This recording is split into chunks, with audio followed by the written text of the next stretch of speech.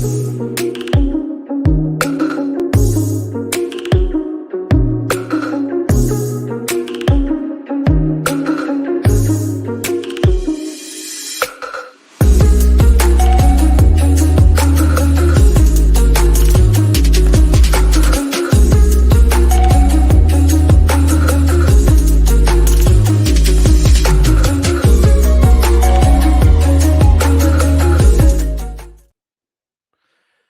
to the Voice of San Diego, Friday 5, live at 5. My name's Scott Lewis. I'm the CEO, editor-in-chief at the Voice of San Diego. What a week. I have had a week. It is a week I will remember. Maybe I need to write some of it down. A lot happening in the world, too, especially up our alley. The only alley that's in my brain, or a big part of my brain, schools. Schools, let's do it. Number one.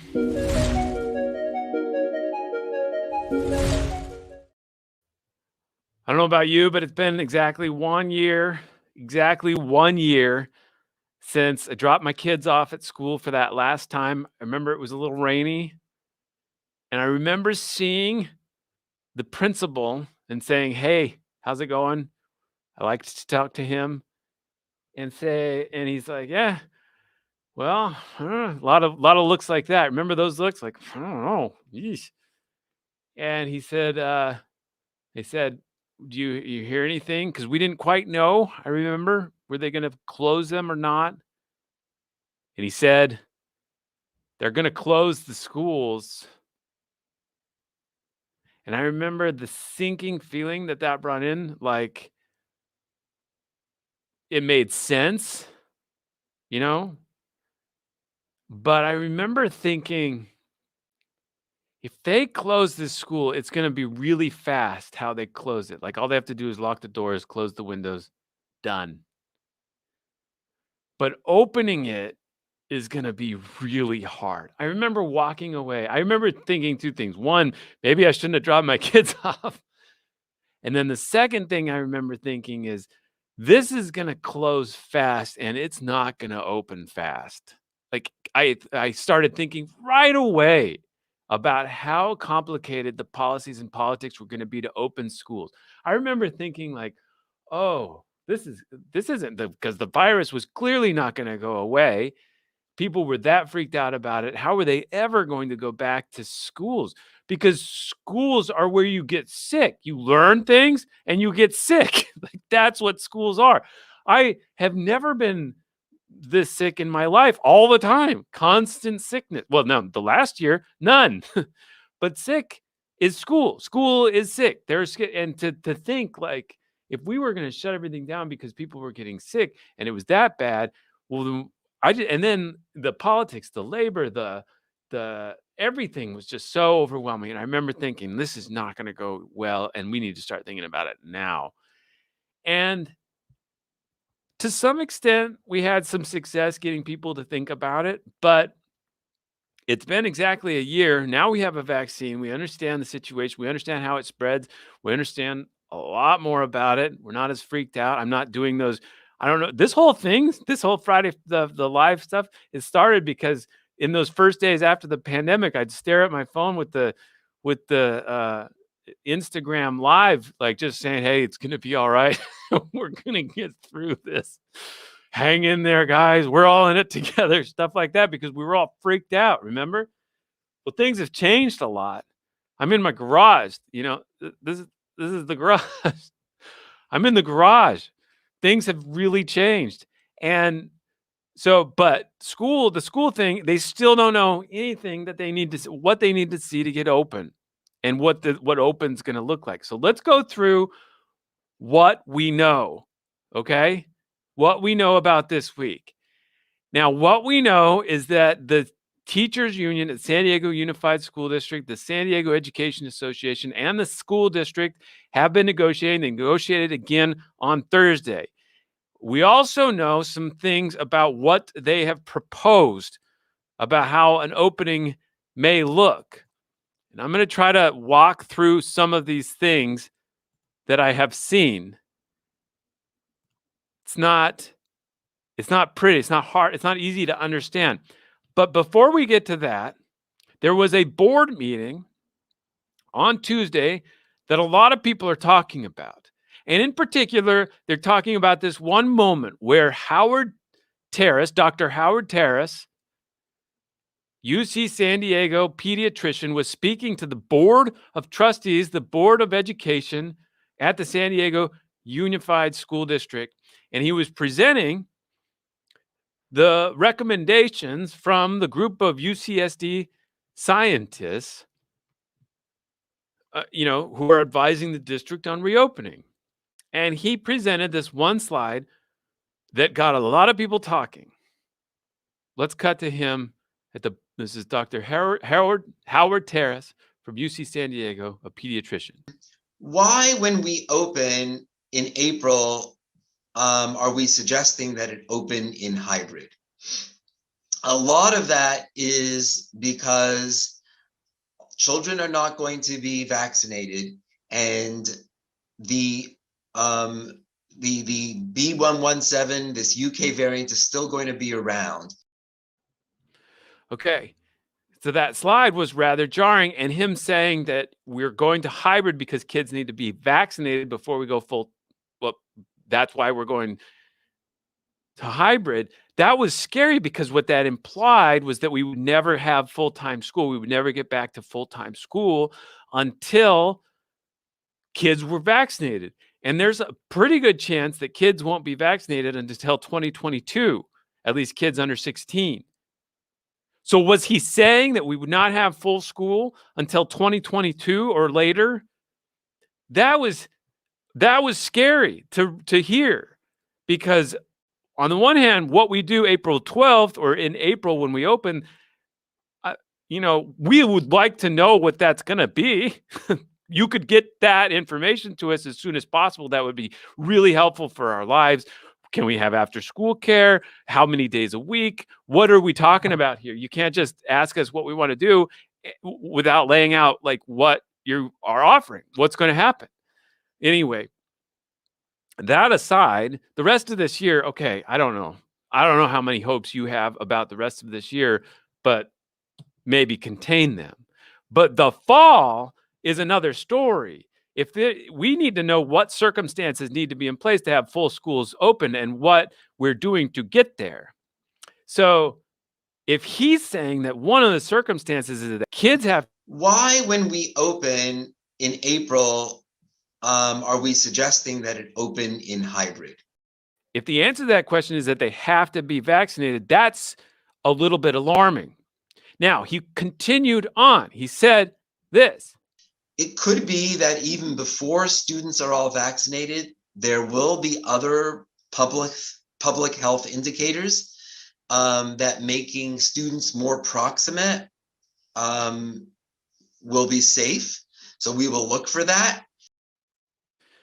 So that, I think he's saying, this is for now. Maybe in the later, like something will have other indications. Now, I asked him, I said, I was watching your presentation. I want to get this right because people have parsed it this week. I'm watching your presentation, and it seemed like you were concluding that we could not open schools full-time until kids were vaccinated. Is that your conclusion? He said, quote, no, absolutely not. What I hope to get across is that there are likely to be some public health factors that would allow schools to reopen safely before all students have the access to the vaccine. Okay? But I still didn't understand what that meant. There are likely to be some public health factors. So I said, what would those factors be? He said, I am not a public health expert. You would be best asking one of them. Its importance is a Fauci-esque issue, a Fauci level issue. In other words, the leaders of public health in this country need to make that decision. Now, they already have to some extent, except that what he's talking about is distance there. Everything boils down to two things. Well, I'm going to get to those real quick. Now, he said, from my perspective, kids need to be vaccinated if they're over 16. Most adults should be vaccinated. And if they're really passing it around, but not with a high frequency, then it should be okay. If the morbidity level of this disease goes to like a flu season situation, then we can handle it and they should probably come to school. I suspect at that point, schools can fill their classrooms to capacity, even though students are still asked to mask up. Okay. So, first of all, this is not the district speaking. This is a advisor to the district. So I don't think we can say that the district decided this at all. But I think what we can say is that we would really like some information about what circumstances need to be in place to allow kids to go back to school in the fall full time. What's going to stop that from happening? Because you have not said what for sure is going to happen. And if you're not going to say what for sure, then what for sure circumstances do you need to see for X, Y, and Z to happen? What we're really concerned about is that decision won't be made until summer, and then summer will come and it will keep passing, and then we won't know. And then, nothing happens usually in the summer. Hopefully this summer is a little bit different, but very little develops over the summer. And then like last summer, when you said you would open by the fall and then you didn't, like we would like to know exactly what circumstances, now that we know so much about the disease, so much about the vaccine, and everything possible to mitigate this situation has apparently been put in place, including hundreds of millions of extra dollars that are going to come to the district. Hopefully we can get that settled. What do you need to see to open full time? Because what you've laid out is that you need to see vaccinations, you need to see spread of the virus go down, and you need to see mitigations in the classroom. I'm very encouraged by what I hear about the mitigations in the classrooms, the air filtering, the reconsideration about too many, partitions. Let's actually go to the district right now. They had a press conference at Hoover High School, a brand new building, by the way, where they talked about what they're doing in classrooms. And I was encouraged by this picture from the inside of Hoover High School. This is NBC 7 San Diego, my old pals. This morning, the district invited media to tour this brand new classroom here at Hoover and see the new health and safety measures that have been put in place. The desks have been spread out. There are new air filtration systems. And in order to limit the number of students on campus at any one time, schools will follow a hybrid model. A hybrid model. Ugh. Now, there's some real big questions about high school I want to get to. Like, are they just going to go in one group and stay in one room and then learn distance learning from that room? It seems like that might be the angle. And then how long will that last? Will that go into fall? Okay. There are two big assumptions going on here in this situation that are defining these discussions about hybrid learning.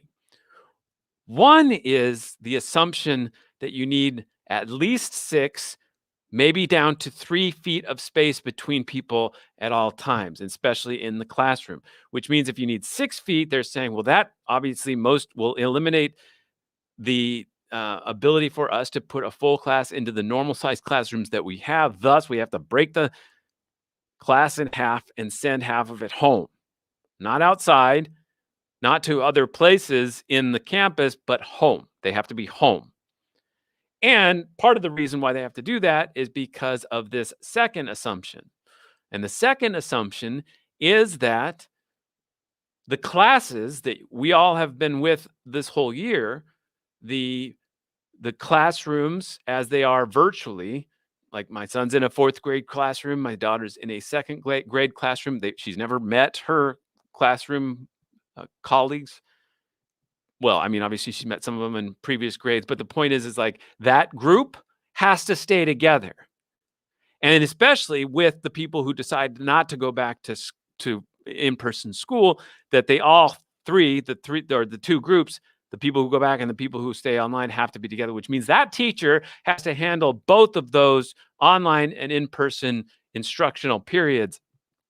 And so when you assume that the teacher's own mental health and the need to keep space between the grades, between the people, you get into a situation where you have to have these hybrid situations. It's completely over. Now, I've made the case that they should just stop, restart school when they're ready, and separate online education from in-person education. It seems really bad to make and really hard to make teachers handle both of those.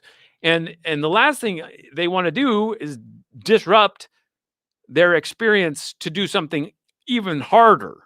So I understand some concern about that. That's why they got to stop. I think they have to just stop. Just stop, restart when you can open the full school communities. And if there are people who want to learn from home, give them a good centralized online learning option. Hopefully managed by teachers who do not want to go in yet.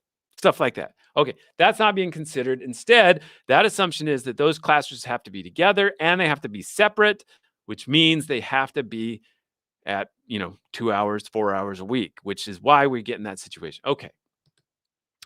That again is not ideal, not what I would like to see, but okay, whatever. But in the fall, what are we going to do to open the fall? And this is where it comes down to, like, we need to know. It is a lot easier to wait when you know what you're waiting for. And that would help a lot of the angst. It would help a lot of the pain, a lot of the fury. Tomorrow, Saturday, District Attorney Summer Steffen, along with Reopen SDUSD and the Parent Association, as it's called, are going to headline District Attorney Summer Steffen and several other speakers at a rally to reopen schools in San Diego County. It is a very serious moment of anxiety for parents in this community. And again, that would be alleviated with clarity about what's happening and when. And if you can't say, for example, we guarantee that schools will open in the fall, you could at least say what you need to see so that you can guarantee that. You know what I mean? There's two options there. We guarantee full-time, full school campuses will be open in the fall, or this is what we would need to see to make that happen so that we can all as a community rally to make that happen, especially as over the summer, as the president says, we're going to be partying and we're going to have baseball games. We're going to have all these things. It's a little weird to not know for sure that we're going to have schools before all those things happen. Maybe we shouldn't do those things if we can't have schools. That's all I'd like to see. A little bit of certainty around that. Whew. What are your thoughts? What are your questions? What are your ideas? Crystal, so many basic questions still unanswered. SDUSD has had since June to figure this out. It's not a new high school. It's one of the oldest in San. I know what Hoover is. It's been totally rebuilt. It's not a makeover. It's a really beautiful new set of buildings. So, and that's why they wanted to have the press conference there, because they're very proud of it. All right, I should move on to number 2. What was number 2? Don't care about anything else.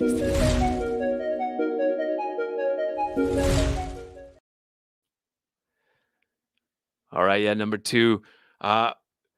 There is a story out of Oceanside we did. This should be a quick one.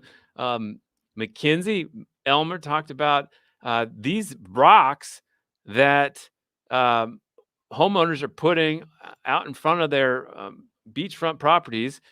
Surfrider and others are complaining that they're trying to just extend their properties and encroach onto the public beach. They're just saying they're trying to protect it and refurbish that wall. I'll tell you what, a big defining thing along the coast in San Diego County for the next 20 years is going to be coastal erosion and people trying to protect their property along the coast. It is going to get serious, especially as the tides get higher. Let's move on to number 3.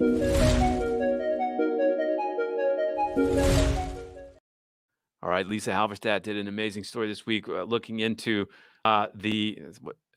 I used the word amazing a lot. It was a great reported story about homeless enforcement on the streets. Now, let's just do a quick a sort of rehash of everything. Now, about, I want to say 10 years ago or 11 years ago, tent cities started popping up in San Diego. Homeless people have always been around, but the tents, the actual use of camping tents, started to become really pronounced across mostly downtown, but in canyons and other places. And I remember the Occupy protests, which was around that time, and the tents I remember just staying, not from the Occupy, but I'm just saying the same period of time, and tents along Navy Broadway complex, tents in the canyons, tents in different parts of downtown and East Village.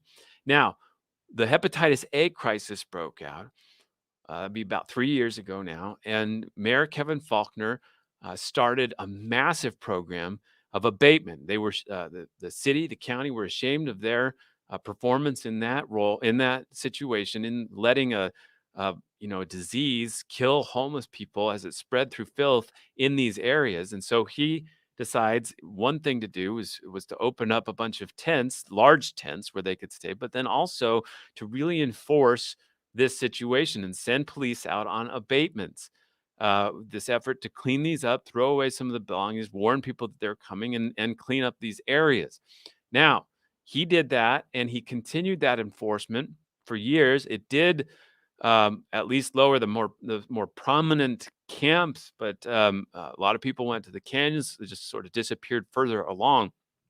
There, so one of the big questions was, would Mayor Todd Gloria, the new mayor, continue that sort of strong enforcement of these tent cities and the people within them, and issues that arise within them? And he said, uh, he has not yet made a decision on what to do. And in fact, Lisa's reporting revealed that they've been continuing that same program, despite a lot of pleas from activists and others to find a more humane way to deal with the situation. Now, the police say they are treating with it. They have a role. They're doing it humanely. A big debate and a big decision for the mayor. And the mayor says, new mayor says he has not made it about whether he's going to continue that level of enforcement or provide some alternative to it. He says, look, it's only been a few months since I've been here. Can't expect change that fast.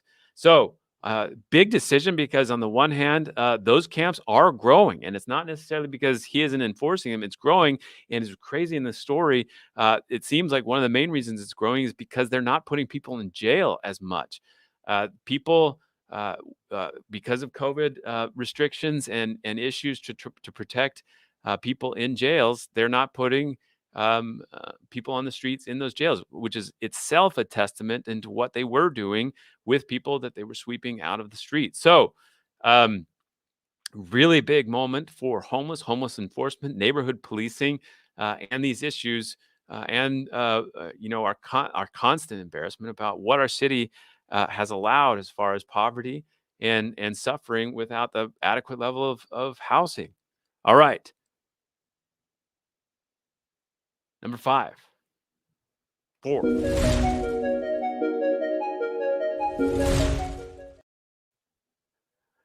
Our intern, Sophia Mejias, she did a great story about fees that college students are paying at college campuses for buildings that they can't access. It was a tip we got about a concerned parent who was wondering how this was going to work out, why they had to continue to pay these fees, and how some of the fees are scheduled to go up even more rather soon. Check it out, voiceofsandiego.org. And number 5.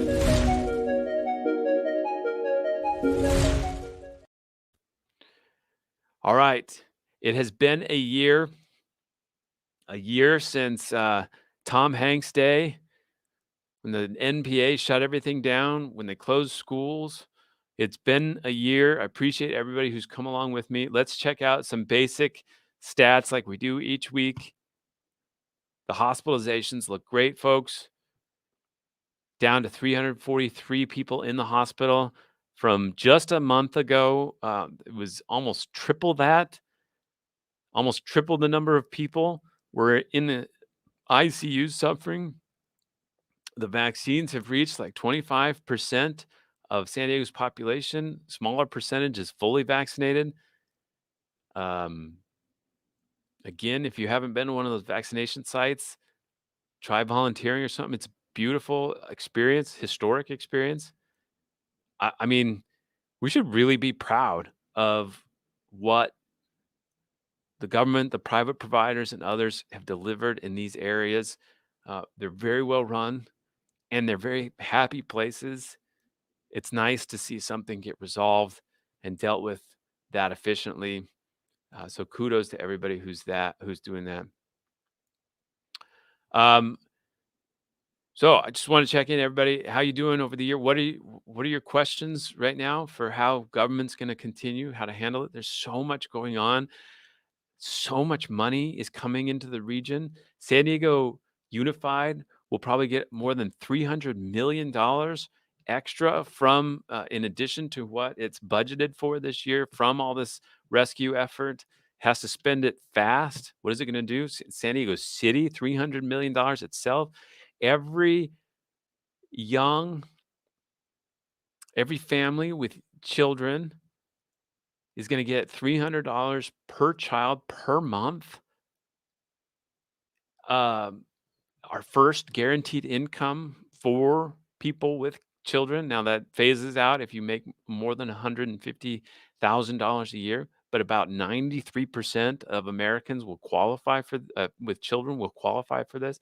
There's the direct payments, there's the bailouts, the state already dealing with a surplus, already sending out its own $600 checks to people of low income situations. It's going to get $26 billion more. Schools will see a part of that. What an incredible moment for wealth that's going to come into this region, obviously from the government itself. What will that do to our housing, to our to rents, to everything? It's going to be fascinating to watch. Um, how are you guys? How are you holding up? What questions do you have about the vaccine, about the situation with the virus? Why can't SDUSD figure it out? I don't know why they have waited till now to have their negotiations. Now, I guess with the new information that vaccines are out, that changes things, of course. But they could have started negotiating what vaccines would do in 2021 when they came. But then it's all about negotiations. It's about what the teachers would allow. Now, here's what gets me about the teacher situation is when they're negotiating, they're not negotiating for like extra pay or hazard pay or anything like that. That's not their end goal. Somebody pointed out to me, they said, well, they're negotiating. And so they're putting out their like reach goal and they know they're going to compromise. Well, if their reach goal is to only go back a little bit, a couple days a week, 2 hours a day, then that means that their real goal is to not go back at all, that they're willing to compromise to something like that. Now, I don't understand why that is their goal, why that is the end, ideal. And it seems like the ideal should be whatever they need to see to feel more comfortable, more appreciated in this situation.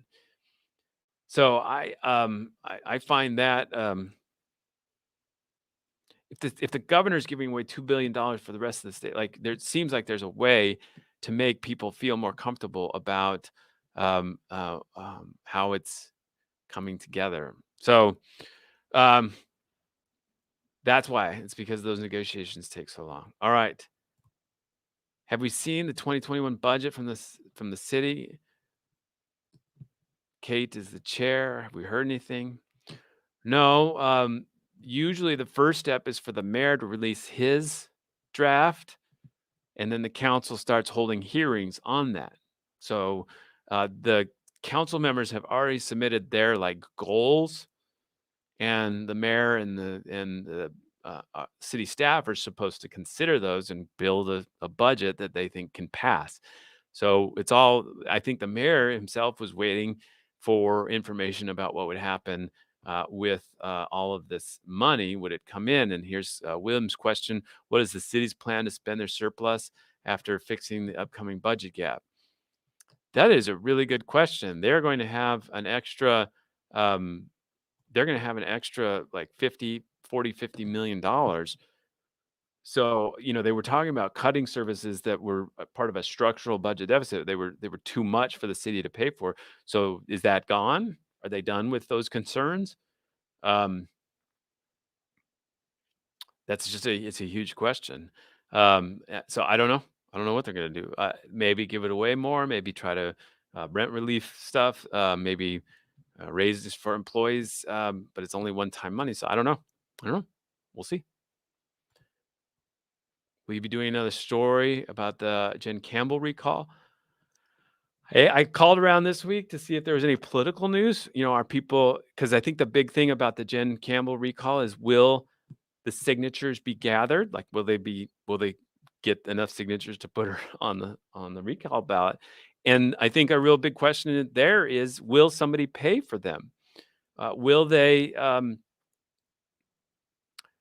Will somebody fund the $2-3 that per signature that would need to be hashed out? Because if they don't pay for it, they're probably not going to get enough. Volunteering that is just brutal, and that's a lot of signatures to get. It's a small area to get them, and I don't know that she's pissed up people off that much that it's just going to be, easy to get all those signatures. So somebody would have to pay. So I don't know. And one of the weird things is we might not know if anybody did pay until after it succeeds. Do you know what I mean? Because there's no requirement that they release that they disclose that information until the next reporting requirement, which would be passed probably in June. I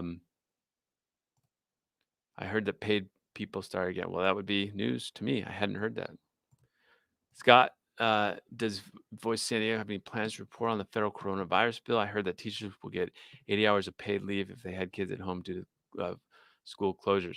No, I did see that the district made a deal with the teachers union to retroactively apply some better leave situations, but I don't think that's related. I don't know exactly what the money from the feds are going to do to fix all that. So, any updates on redevelopment sports arena? No, that thing seems on hold for now. It was approved, the ballot measure that would make it easier to do, but we have not seen the proposal from the developers yet about what they'd like to do and how much it would cost. So that's what we're waiting for there. All right, I have to go do some other things to finish off this crazy week. You all stay safe. Keep wearing the mask. Take care of yourself. Get vaccinated when you're eligible. No matter what shot they're offering, do not miss your chance. Don't throw away your shot. It's one shot. All right. Love y'all and have a good weekend. I got my first softball game as coach tomorrow. It's going to be a little rocky. Don't worry about it, but I think we can do it. I think we got a good group of girls, good players. We're gonna do our best. Got some pitching that may need some work on, and I don't know how to do it. I don't know how to pitch that motion. I've been like a TikTok practicer trying to do the motion. It ain't working. All right, you guys have a good one. We'll talk to you next Friday.